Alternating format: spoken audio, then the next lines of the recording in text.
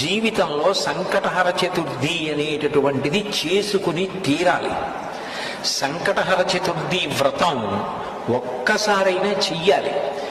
నేనైతే ఏం చెప్తానంటే వ్యక్తిగతంగా సాధ్యమైనంత వరకు సంకటహర చతుర్థి వ్రతాన్ని ప్రతివారు సంవత్సరంలో ఒకసారైనా చేసుకోవడం అలవాటు చేసుకోవాలి.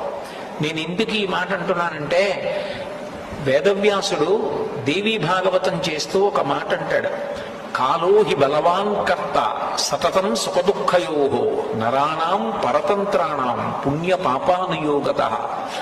భగవంతుడు మనకొక సుఖాన్ని ఇస్తే మన పుణ్యాన్ని అడ్డుపెట్టిస్తాడు, మనకి దుఃఖాన్ని ఇస్తే మనం చేసిన పాపాన్ని అడ్డుపెట్టిస్తాడు. నేను చేసిన పుణ్యమేదో నాకేం తెలుసు? జీవితంలో సంకటహర చతుర్థి అనేటటువంటిది చేసుకుని తీరాలి. సంకటహర చతుర్థి వ్రతం ఒక్కసారైనా చెయ్యాలి.